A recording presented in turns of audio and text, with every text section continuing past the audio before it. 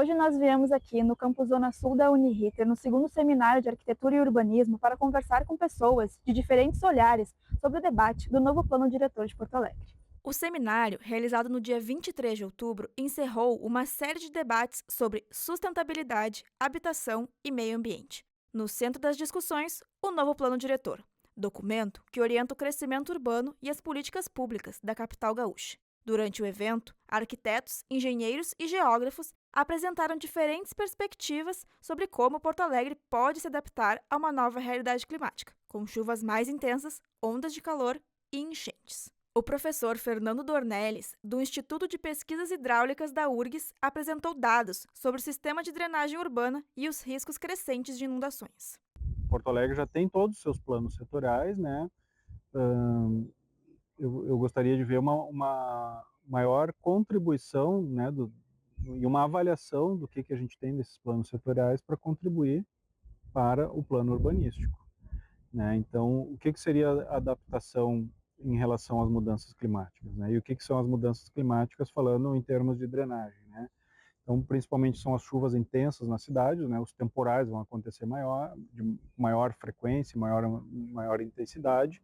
E como que a gente vai adaptar isso, né? Uma das alternativas que tem, que a prefeitura já até contratou, é a atualização que a gente chama da curva de chuvas, ou seja, cada ano que passa, a gente tem mais um ano de registros de chuvas. Isso daí muda a estatística, né? Então, dentro do dimensionamento dessas estruturas, a coisa fundamental né, um elemento que é fundamental para fazer esse dimensionamento é a curva IDF, que é essa curva das chuvas aí. Então, isso aí já está atualizado, com a chuva de 2024 já está nela, então já mostra que são chuvas mais intensas. Então, os projetos novos de drenagem, né, tanto para bacias de detenção quanto para galerias, elas já vão estar dimensionadas para um futuro. E nesse estudo aí, além de ter a IDF atualizada para agora, tem projeções dessa IDF para o futuro, né, com base nos cenários de mudança climática. Também tudo indica que vai aumentar essa intensidade. Então, todas as estruturas de drenagem que vão ser dimensionadas a partir de agora já vão estar com uma dimensão maior, já esperando chuvas mais intensas. Mas outras coisas e talvez a mais problemática da mudança climática, que é as ondas de calor. Essas aí que de fato vão matar muito mais pessoas, que é a maior preocupação. Tá? Quando a gente fala de alagamento, de drenagem, até mesmo de inundação, ela atinge poucas pessoas, aquelas pessoas que estão expostas, né, à inundação, à elevação das águas. Mas quando a gente fala de uma onda de calor, quem vai estar exposto? Praticamente todo mundo. Né? Só não vai estar exposto quem consegue ficar o tempo todo dentro de um ambiente climatizado.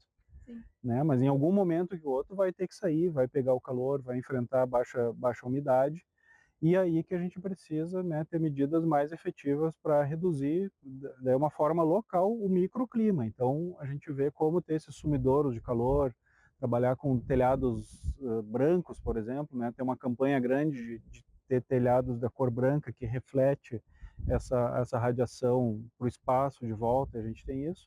E, por outro lado, outra coisa que é necessária é contribuir com a redução dos gases de efeito estufa. Então, né, diminuir a emissão, que isso aí eu acho que é o maior desafio, não só de Porto Alegre, como do mundo inteiro. Né? Como que a gente vai conseguir reduzir essas emissões aí. Representando a Secretaria Municipal de Meio Ambiente, Urbanismo e Sustentabilidade, América de Azevedo destacou o papel da arborização na mitigação do calor e na drenagem da cidade. Eu acho que o plano não aborda esse conceito com essas palavras, assim, mas acredito que existe um entendimento, assim, pelo menos da parte setorial da arborização urbana, existe um entendimento de que a gente tem que ter um mapeamento de áreas prioritárias com base na justiça climática. Então, levando em consideração critérios socioeconômicos, critérios, bem como eu falei ali na palestra, de tipo assim, questões de renda importam nisso, porque a árvore acaba que ela tem sim, ela impacta na valoração dos imóveis. Então, para a gente chegar nesse objetivo, a gente não pode levar em consideração simplesmente coisas objetivas.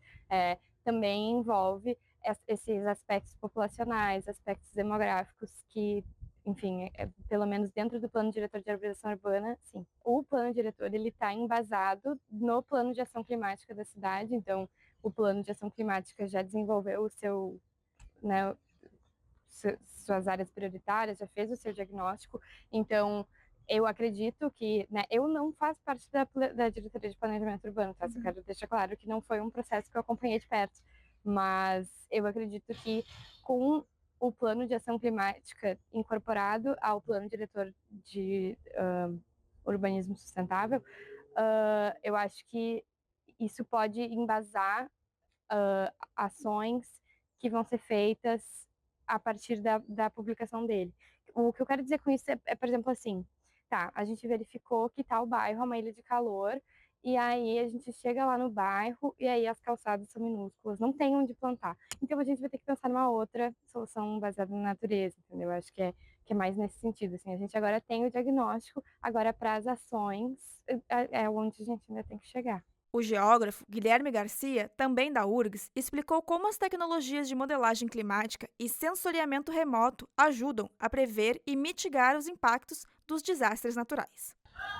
Bom, primeiramente, eu não estou diretamente envolvido com o plano diretor da cidade, então talvez não tenha todo esse conhecimento. O que eu acompanho e o que eu posso opinar, assim, né, falar do ponto de vista técnico do que eu estou vendo aí nas discussões, é de que, de fato, né, essa versão que foi apresentada, né, do plano diretor, não está levando, propriamente dito, em conta, né, diversos outros planos setoriais, incluindo o Plano Municipal de Redução de Risco, né? Então, a gente não está levando em conta nesse novo plano aspectos que são de fato importantes, né? Principalmente, né, de não aumentar a exposição de pessoas a riscos hidrológicos e geotécnicos. Para mim, esse é o ponto mais crítico de todos, mas para além disso, eventualmente pensar nessa questão da densificação em alguns bairros também é crucial.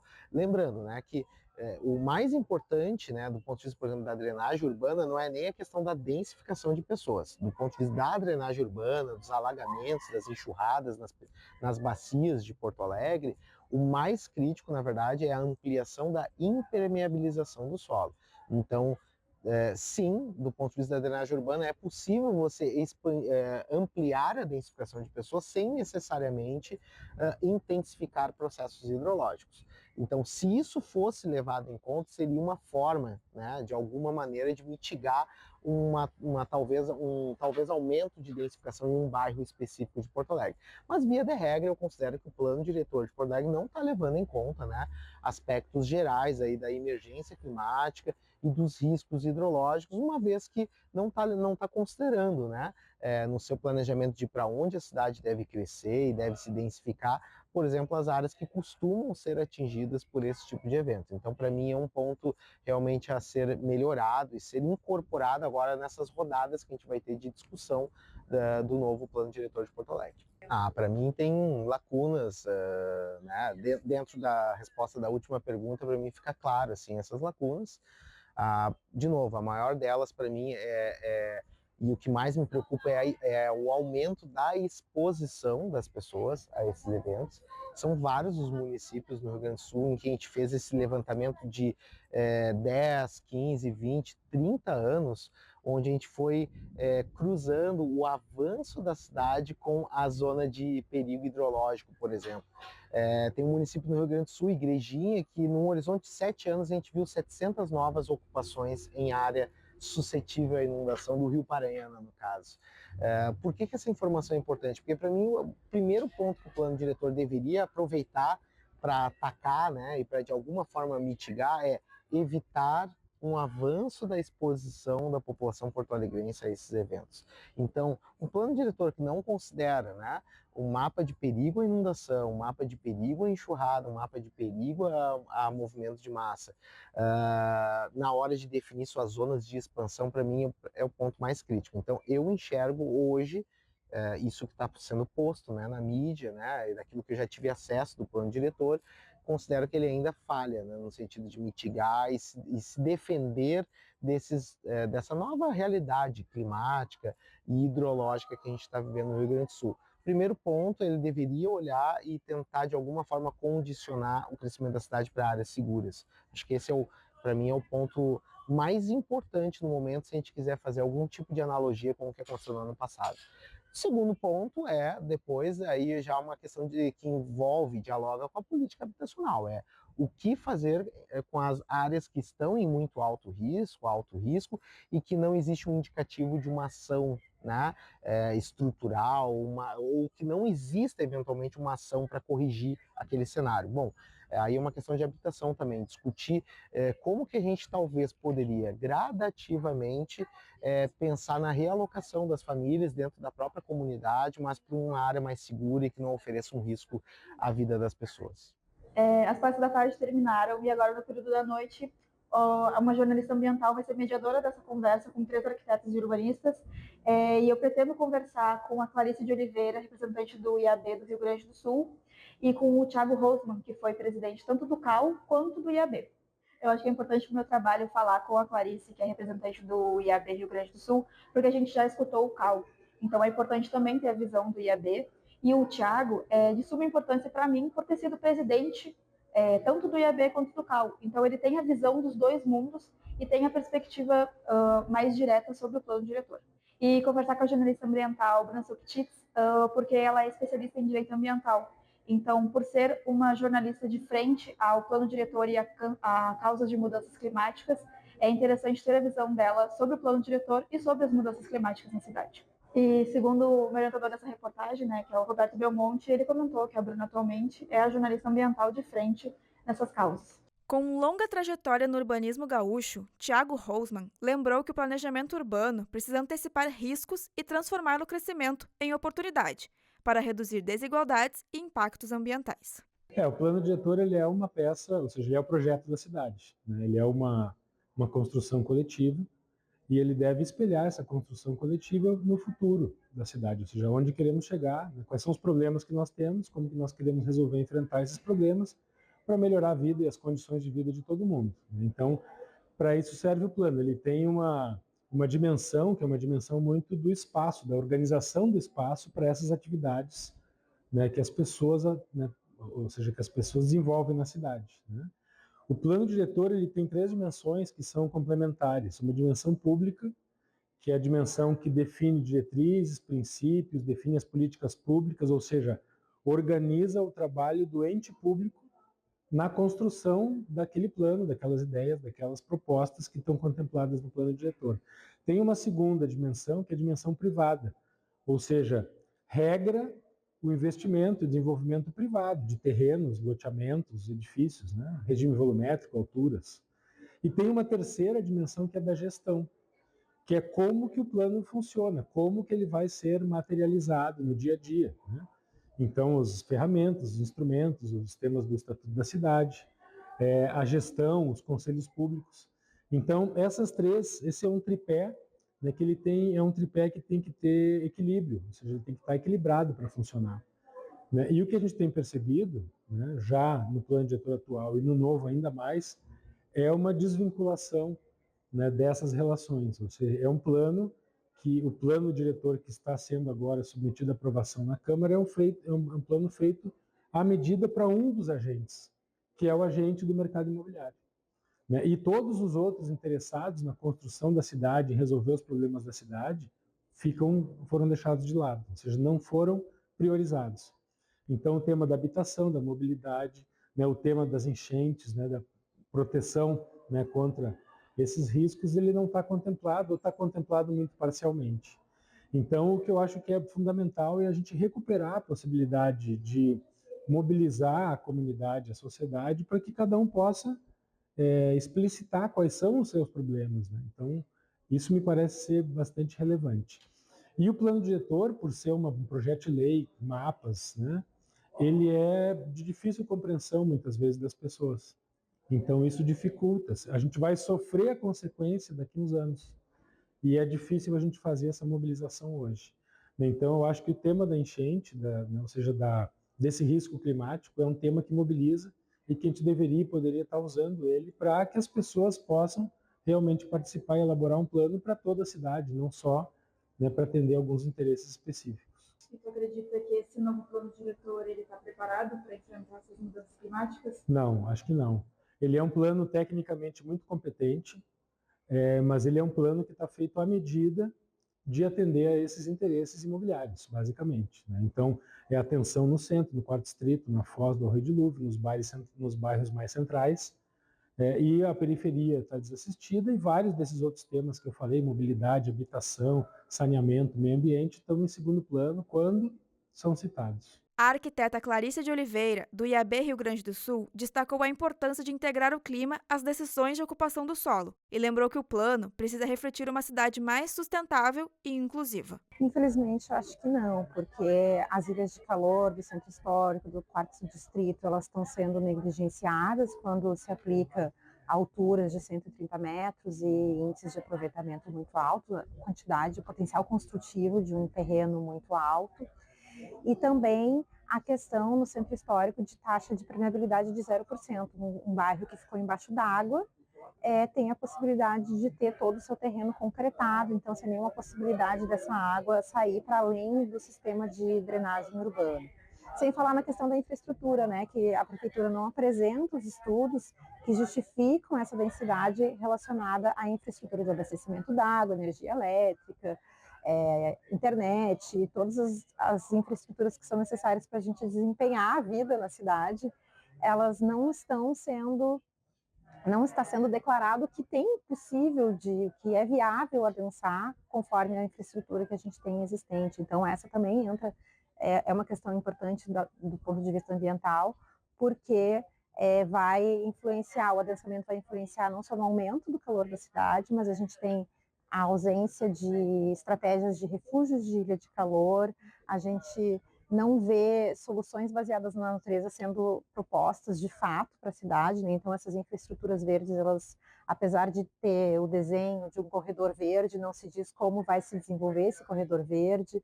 Nos corredores ecológicos, eles vão ser desenvolvidos a partir do interesse do dono do terreno e não a partir de uma mobilização do Estado para colocar em prática, de fato, esses corredores ecológicos. Então, sem falar na expansão para a Zona Sul, com condomínios fechados, então a gente está tendo um espalhamento urbano que do ponto de vista da sustentabilidade, insustentável.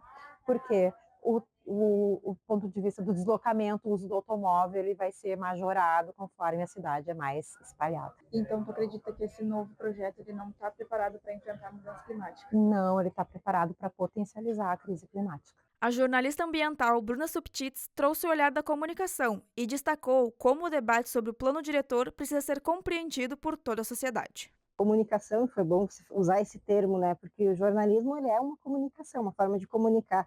E o papel de um comunicador social, que é o nome do nosso curso, né, muitas vezes, é fazer a tradução de informações, de fatos e de conceitos para a sociedade.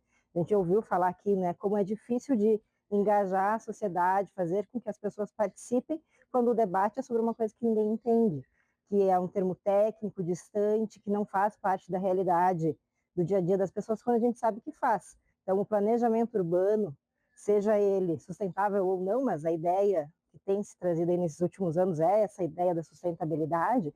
Esse planejamento urbano, em termos técnicos, ele é distante. O que precisa fazer é traduzir esses conceitos, mostrar que isso tem efeito na prática, no dia a dia, na vida das pessoas, e a comunicação faz isso, ela intermedia relações. Então, aquilo que a gente tanto escuta do poder público, quanto não escuta, mas fica sabendo, sabe que teve uma reunião, como se falou aqui, às vezes a portas fechadas, excluindo alguns grupos, publicações oficiais divulgadas, então fazer um monitoramento de leis, de normativas, de convocações de assembleia, tudo isso também é nosso papel para, tendo essas informações em mãos, poder repassar para a sociedade, das mais variadas formas, seja na mídia tradicional, como eu faço, mas nas redes sociais, num grupo de WhatsApp, que você sabe que está ali estão representantes de um determinado bairro que vai ser impactado por um empreendimento ou um novo projeto que está saindo.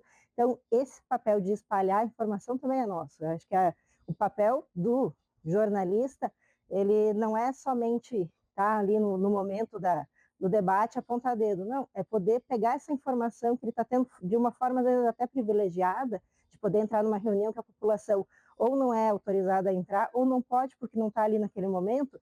Bom, vai ali, pega aquela informação, passa adiante. Da maneira como ele é colocado, por mais que ele tenha como um de seus objetivos, não lembro agora o termo exato, mas ele trate da questão climática dentro do que seria um objetivo principal. Se a gente vai olhar no detalhe, acaba se deparando com situações, acho que até a professora Clarice tem melhores condições de responder, mas é isso, a gente vai ver que no detalhe ele vai acabar sufocando situações que seriam importantes ou manter ou alterar para garantir uma melhor qualidade da circulação do ar, de área verde que ajude a conter o calor, a reduzir a temperatura média ali nos momentos de verão, ou que não vai inundar, alagar uma área porque ela não está totalmente permeabilizada. Então, isso precisa acontecer. Se o plano ele não está direcionando para isso, a gente não vai poder dizer que ele vai ser efetivo. Claro, só na prática a gente vai descobrir, mas pelo que a gente tem visto, é um pouco provável. As discussões que aconteceram no evento mostram que o novo plano diretor vai além das regras de construção. Ele é um projeto de cidade e, diante das mudanças do clima, planejar também é proteger o futuro.